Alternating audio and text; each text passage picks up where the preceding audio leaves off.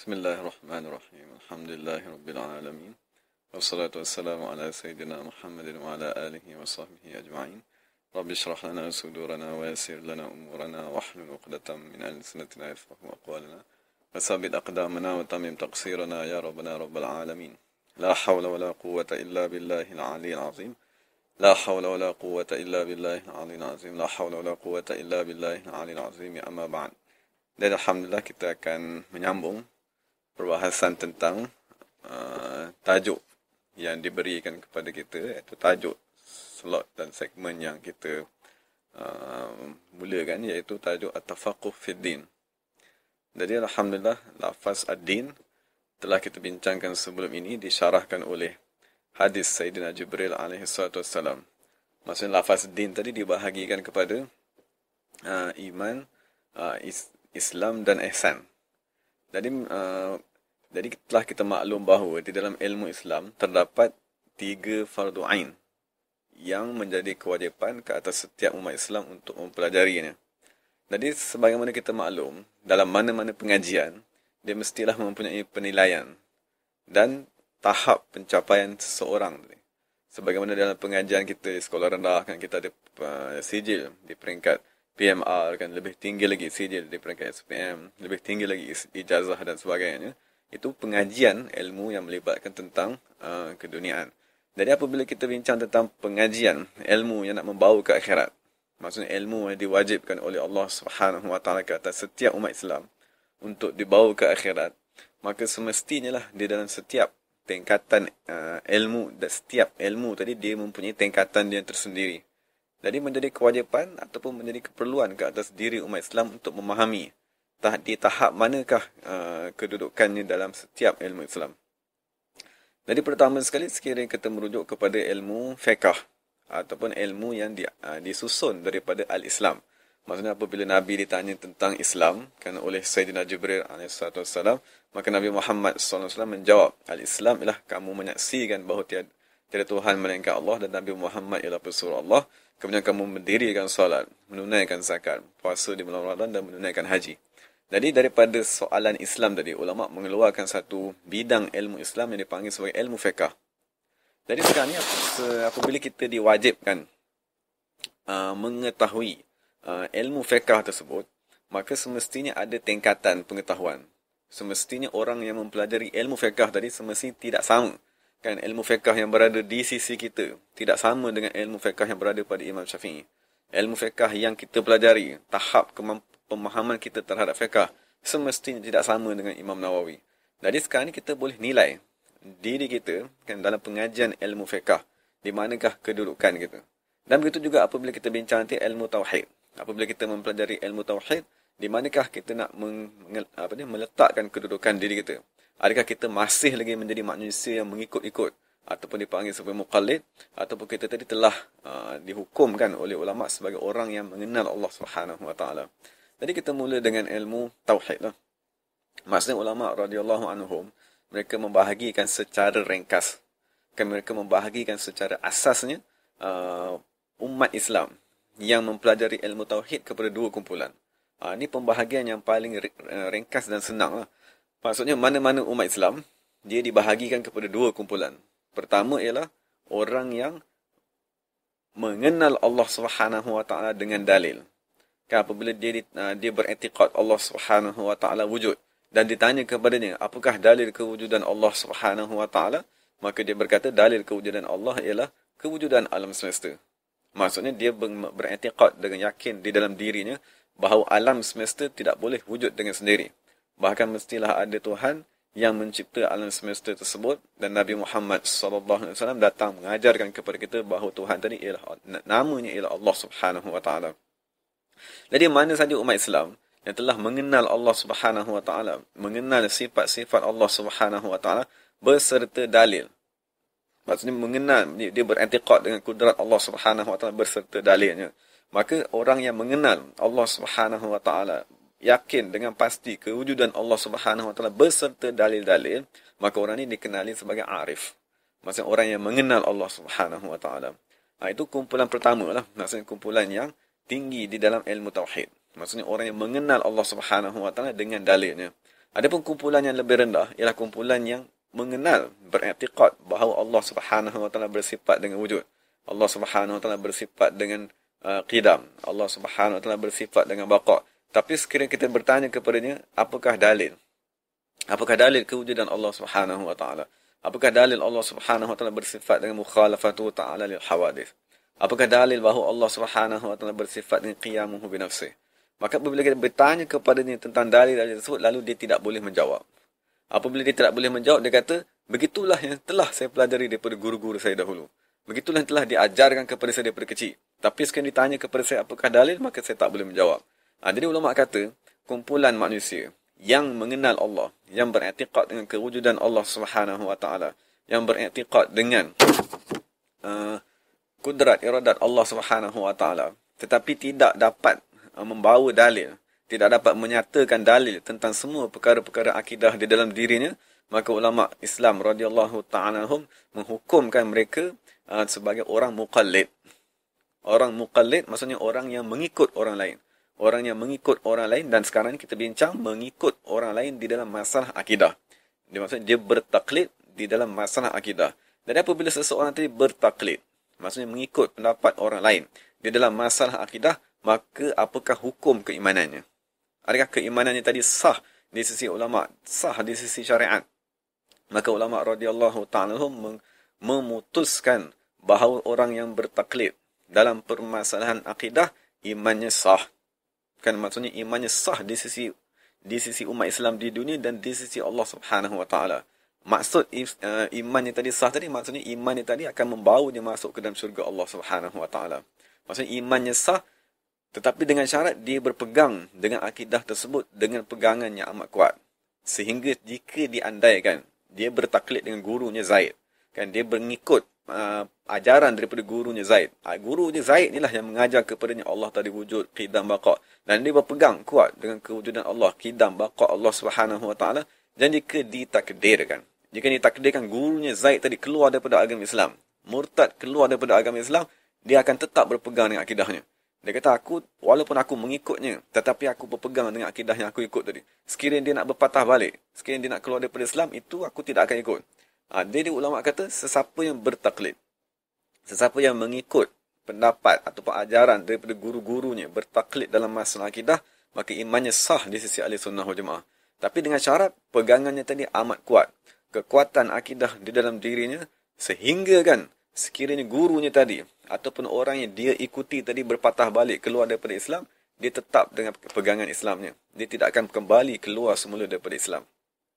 Itu syaratnya lah, maksudnya keimanan orang yang bertaklid. Maksudnya orang yang mengenal Allah Subhanahu wa taala tanpa dalil, dihukumkan sah di sisi ulama. Dengan syarat pegangannya amat kuat. Dengan sekira-kira jika orang yang diikuti tadi berpatah balik, kan keluar daripada agama Islam, dia tetap berpegang dengan akidah Islamnya. Cuma dia menjadi satu soalan lah yang ulama hukum kan, adakah dia tadi berdosa? Maksudnya adakah dia tadi dengan tidak mengetahui dalil? Kan dengan tidak mengetahui dalil-dalil kewujudan Allah, dalil kudrat Allah Subhanahu wa taala, maka adakah orang tadi dihukumkan berdosa ataupun tidak? Perbahasan pertama kita dah bincang imannya sah. Orang yang bertaklid kan di dalam masalah akidah, keimanannya sah di sisi ahli sunnah wal jamaah. Itu peringkat pertama. Peringkat kedua, adakah orang yang bertaklid tadi berdosa kerana meninggalkan pencarian dalil? Maksudnya dia meninggalkan dalil. Maksudnya arahan daripada Allah Subhanahu wa taala mesti mencari dalil. Maksudnya daripada manakah arahan mencari dalil tadi? Ulama radhiyallahu ta'ala anhum berkata, arahan mencari dalil dalam permasalahan akidah datang daripada firman Allah Ta'ala, fa'lam annahu la ilaha illallah. Kenapa bila kita membincangkan tentang lafaz fa'lam? Fa'lam bermaksud, hendaklah kamu mempunyai ilmu. Dan apabila arahan Allah Subhanahu wa taala, hendaklah kamu mempunyai ilmu dalam permasalahan la ilaha illallah, maka ulama telah mendefinisikan ilmu. Ilmu mesti disertakan dengan dalil. Maksudnya macam sekarang ni, sekiranya kita kata malam. Maksudnya kita beriktikad dengan diri kita bahawa sekarang ni malam. Jadi kita tanya, apakah dalil iktikad bahawa iktikad kamu sekarang ni malam? Maka dia kata, dalilnya ialah penglihatan mataku. Maksudnya mataku melihat kepada gelapnya dunia, maka penglihatanku ataupun dia panggil sebagai musyahadah, penglihatanku ialah dalil bagi diriku yang mengatakan bahawa sekarang ni malam. Jadi sekarang ni dia mempunyai dalil, kan? Dia mempunyai dalil tentang sesuatu perkara. Jadi apabila Allah Ta'ala mengarahkan di dalam Al-Quran fa'lam, hendaklah kamu mengetahui, maka di dalam arahan fa'lam tadi ialah arahan untuk mencari dalil. Kerana sesuatu i'tiqad tidak dihukumkan sebagai ilmu melainkan apabila dia berserta dengan dalil. Maksudnya apabila kita ada satu fakta dan disertakan dengan dalil, barulah dihukumkan sebagai ilmu. Maksudnya kita beriktikad Allah Subhanahu Wa Taala wujud, itu satu kenyataan. Sekiranya kita tiada dalil, maka kenyataan tadi itu tidak dihukumkan sebagai ilmu di dalam diri kita. Kan dihukumkan sebagai orang yang bertaklid, kan orang yang berpegang dengan satu akidah, tetapi awak tak menunaikan lagi tuntutan ilmu daripada Allah Subhanahu Wa Taala. Sebab ilmu mesti disertakan dengan dalil. Sama ada dalil daripada akal, kan, ataupun dalil daripada panca indera yang 5, kan, ataupun dalil daripada Al-Quran dan hadis. Jadi itu permasalahan apabila kita tadi membincangkan tentang orang yang muqallid. Maksudnya dia ada dua permasalahan. Pertama, adakah bertaklid di dalam masalah akidah mengesahkan keimanan seseorang? Maka Ahli Sunnah radhiyallahu ta'ala anhum berkata, bertaklid di dalam masalah akidah memadai. Bermaksud orang yang bertaklid, maksud dia tidak mengetahui dalil, tak pernah mempelajari buku-buku tauhid yang tinggi, dan dia meninggal dunia, maka kita hukumkan imannya sah dengan syarat imannya amat kuat. Dan kedua, adakah dia tadi dihukumkan berdosa kerana tidak mengetahui dalil? Maksudnya kita dah bincang tadi bahawa mengetahui dalil adalah wajib ke atas setiap umat Islam melalui firman Allah Ta'ala, fa'lam. Kerana fa'lam ialah tuntutan daripada Allah agar kita mencari ilmu. Sesuatu kenyataan tidak dihukumkan sebagai ilmu melainkan apabila disertakan dengan dalil. Jadi sekarang ni menjadi kewajipan ke atas umat Islam mencari ilmu di dalam akidah berserta dengan mencari pegangan-pegangan di dalam akidah dan i'tiqad tentang permasalahan ketuhanan berserta dengan dalil. Jadi persoalannya sekiranya seseorang tadi hidup kan 10 tahun, 20 tahun, 30 tahun, 40 tahun, tapi dia tidak berusaha mencari dalil. Maksudnya dia tak berusaha untuk menguatkan pegangan akidah di dalam dirinya. Maka ulama kata sesiapa yang mempunyai kemampuan dari segi masa, kan, dari segi kewangan, kan, dari segi kecerdikan akal, kan, maksudnya Allah Ta'ala kurniakan kepada dia segala kelebihan, segala kemudahan, tetapi dia tidak berusaha langsung untuk mencari dalil tentang ketuhanan, untuk mendekatkan dirinya kepada Allah Subhanahu Wa Ta'ala, maka ulama berkata orang tersebut berdosa. Berdosa kerana dia kekal bertaklid sehingga dia mati. Maksudnya Allah Ta'ala mengarahkan kamu mencari ilmu. Ilmu mestilah disertakan dengan dalil. Jadi kamu tidak melaksanakan arahan tadi. Padahal Allah Ta'ala berikan kamu masa, kan, Allah Ta'ala berikan kamu kekuatan, Allah Ta'ala berikan kewangan untuk kamu pergi belajar menuntut ilmu Allah Subhanahu Wa Ta'ala, tapi kamu abaikan. Kan, maksudnya kita tinggalkan pengajian tersebut, kita tidak pergi berusaha mendapatkan ilmu untuk mengenalkan kita kepada Allah Subhanahu Wa Ta'ala berserta dalilnya, maka ulama kata orang tadi berdosa. Kan, maksudnya bertaklid dalam keadaan dia mampu untuk mengetahui dalil-dalil yang asas tentang sifat-sifat Allah Subhanahu Wa Ta'ala, maka orang tadi dihukumkan berdosa di sisi Ahli Sunnah wal Jamaah.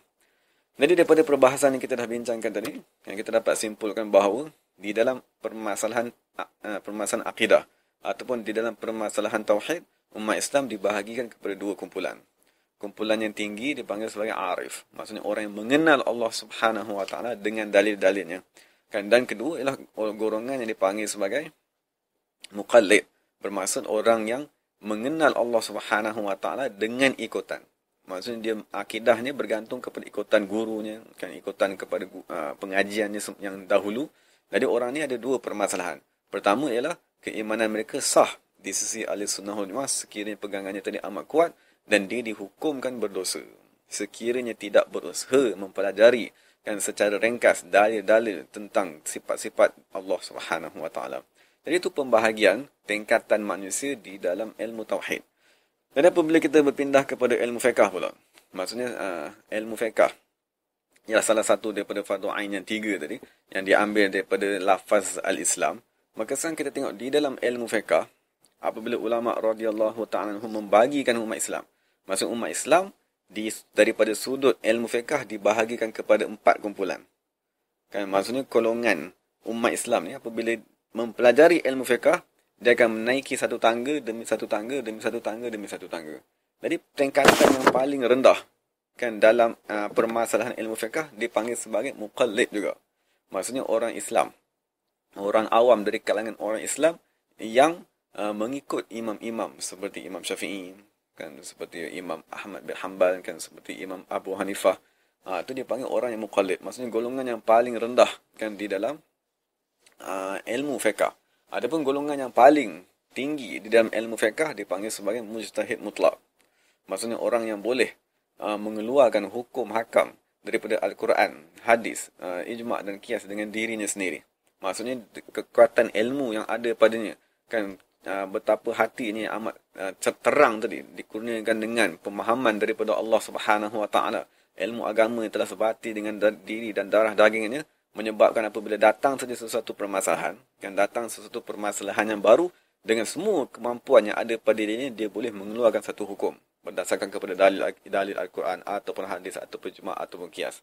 Jadi golongan yang paling tinggi kedudukannya di dalam ilmu fiqh dipanggil sebagai mujtahid mutlak. Contohnya adalah seperti Imam Syafi'i radhiyallahu ta'ala anhum, kan, pengasas mazhab Syafi'i, Imam Abu Hanifah, Imam Malik dan Imam Ahmad bin Hanbal. Jadi itu ialah 4 imam yang agung lah, yang amat dikenali di seluruh dunia, yang dihukumkan oleh ulama sebagai mujtahid mutlak. Maksudnya ulama di dalam ilmu fiqh yang telah sampai pada peringkat tertinggi, yang boleh mengeluarkan hukum dengan kaedah-kaedah yang ada di dalam diri mereka. Kan, mereka boleh mengeluarkan hukum apabila datang sesuatu masalah yang baru. Jadi di antara yang paling rendah sekali yang dipanggil sebagai muqallid, kan, orang yang paling rendah sekali kedudukannya, dan di antara golongan yang paling tinggi di dalam ilmu fiqh ialah terdapat 2 lagi pengkelasan lah yang ulama letakkan, iaitu mujtahid mazhab dan mujtahid tarjih. Yang maksudnya Imam Syafi'i, kan, dia dipanggil sebagai mujtahid mutlak, kan, mujtahid yang tidak bergantung kepada sesiapa. Maksudnya orang yang mengeluarkan hukum daripada Quran dan hadis tanpa bergantung kepada sesiapa. Jadi di bawah sikit, maksudnya rendah sikit daripada Imam Syafi'i ialah golongan ulama, anak-anak murid Imam Syafi'i yang mengeluarkan hukum juga, kan, yang berijtihad mengeluarkan hukum hakam, tetapi melalui kaedah yang telah ditinggalkan oleh Imam Syafi'i. Maksudnya Imam Syafi'i dia membuat kaedah-kaedah macam mana nak mengeluarkan hukum daripada Quran dan hadis. Jadi kaedah tadi diambil oleh anak-anak muridnya. Jadi anak-anak muridnya mengkaji kaedah tersebut, menguasai kaedah tersebut, dan mereka boleh juga mengeluarkan hukum pada permasalahan-permasalahan yang masih belum dinyatakan oleh Imam Syafi'i radhiyallahu ta'ala anhu. Maka kumpulan kedua ni dipanggil sebagai mujtahid mazhab. Ya, seperti Imam Ghazali, kan, seperti Imam Al-Haramain. Ramai lagi lah ulama-ulama yang dihukumkan sebagai mujtahid di dalam mazhab.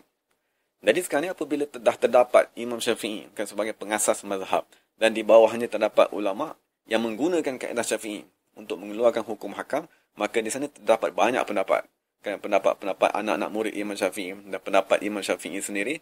Maka di bawah lagi daripada peringkat tu datanglah kumpulan manusia yang dipanggil sebagai mujtahid tarjih.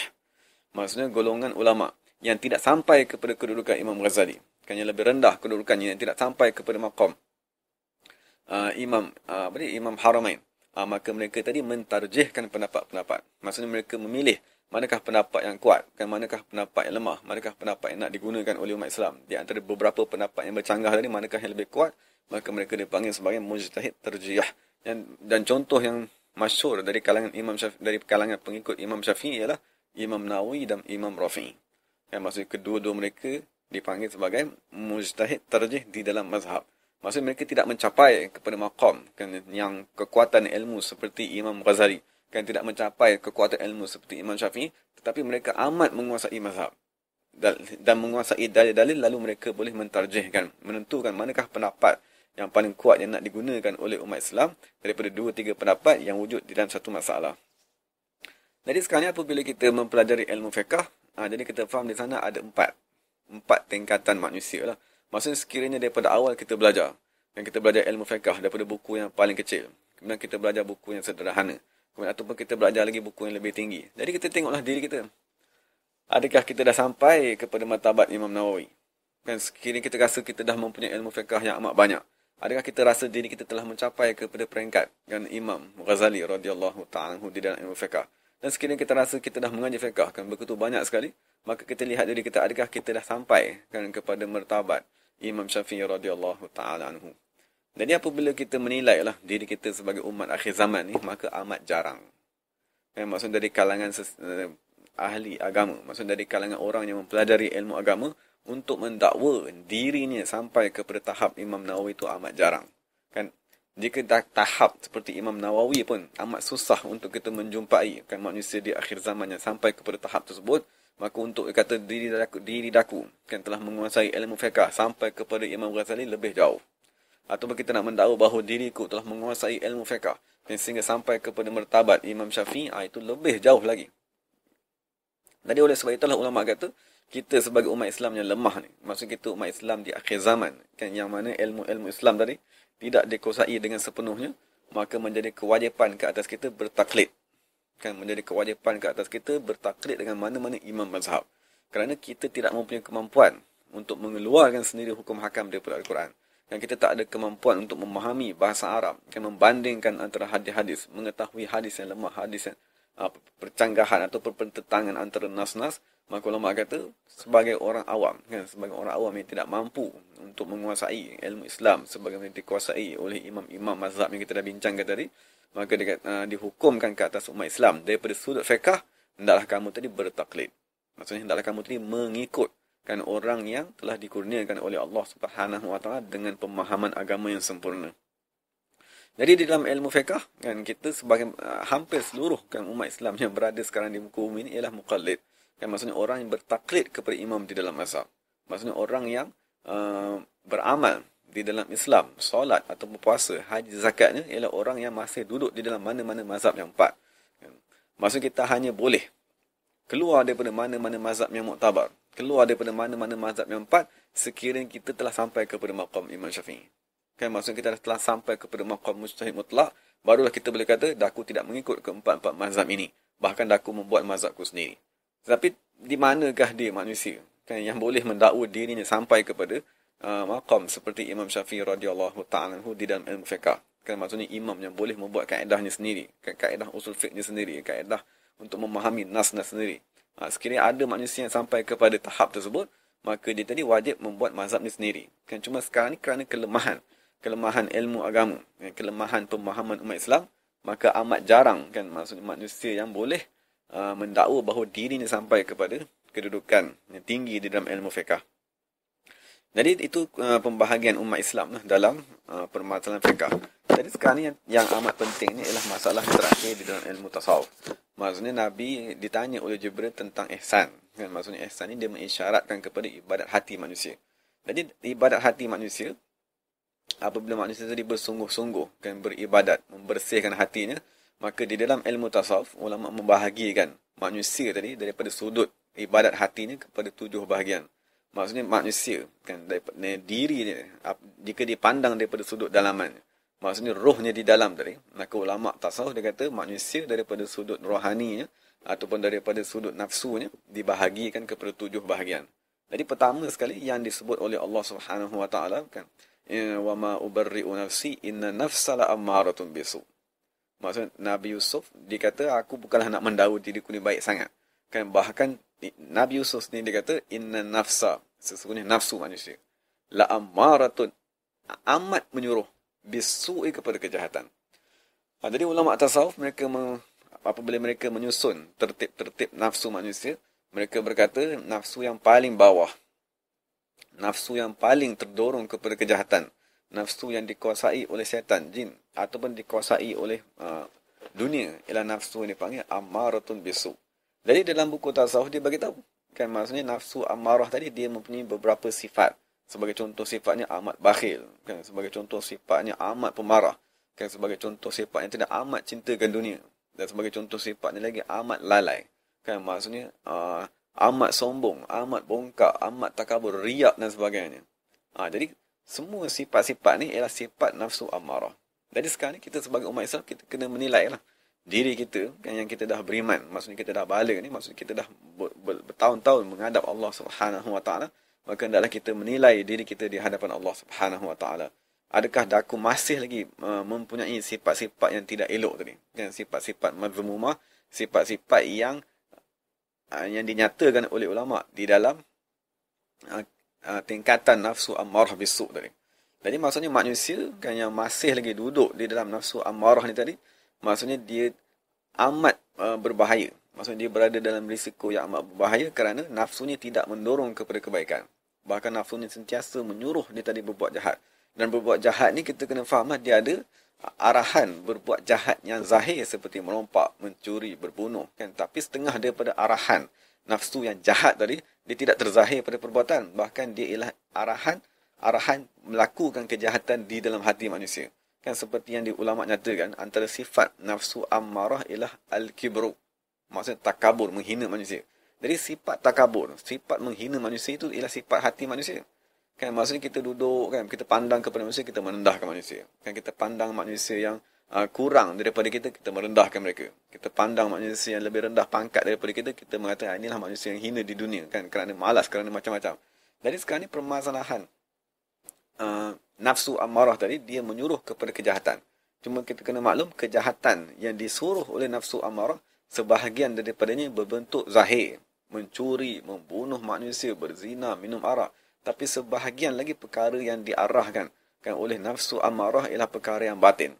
Jadi seperti takabur, kan hasad dengki kepada manusia yang lain, lalai daripada Allah Subhanahu Wa Taala. Jadi kita dapat lihat di situ ada dua bentuk arahan. Arahan yang jahat yang diarahkan oleh nafsu ammarah tadi. Jadi oleh sebab itu dalam Quran dibagi tahu wa zaru zahiral ismi wa batinahu. Hendaklah kamu menjauhkan dosa-dosa yang zahir dan dosa-dosa yang batin. Maksudnya ada dosa yang zahir yang dapat dilihat, kan mencuri, kan membunuh, minum arak dan sebagainya, dan dia ada dosa-dosa yang batin, kan dosa-dosa yang berada di dalam roh manusia, berada di dalam diri manusia, dan kesemua tadi tu wajib diusahakan. Maksudnya umat Islam wajib membuang dosa-dosa tersebut.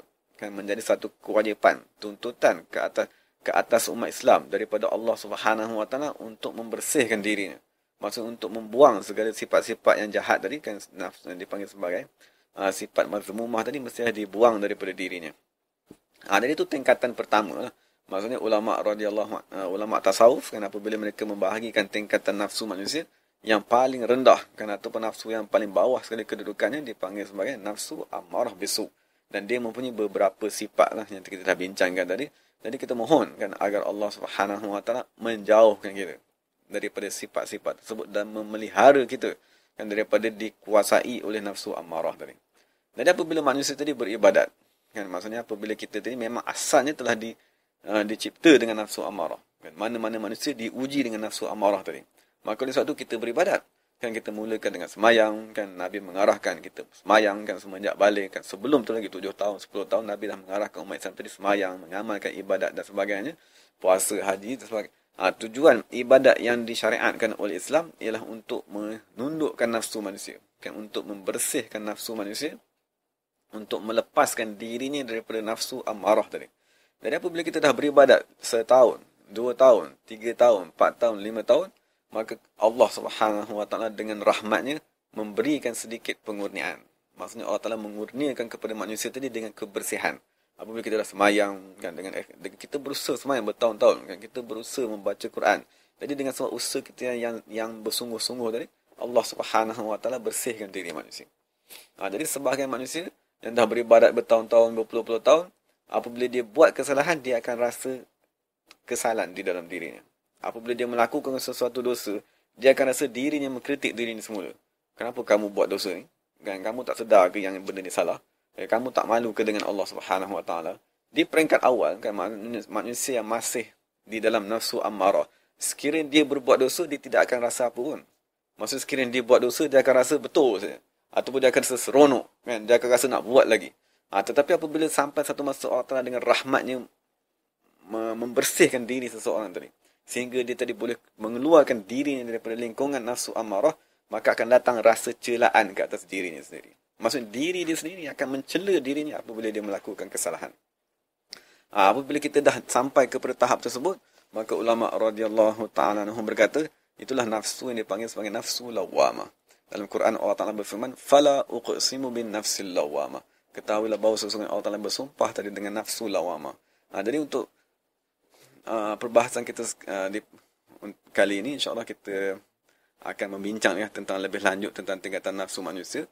Cuma yang sempat kita bincangkan sekarang kan di dalam permasalahan ilmu tasawuf, nafsu yang paling rendah kan dipanggil sebagai nafsu ammarah, dan setelah manusia beribadat bertahun-tahun maka Allah Subhanahu Wa Taala akan membersihkan sedikit nafsunya dan memasukkannya dalam golongan nafsu lawamah. Jadi insya-Allah di pengajian akan datang kita akan sambunglah tingkatan-tingkatan seterusnya yang berkaitan dengan nafsu manusia yang sebagaimana disyarahkan oleh ulama tasawuf radhiyallahu taala anhum. Wa aqulu qawli hadza wa astaghfirullah. Assalamualaikum warahmatullahi wabarakatuh.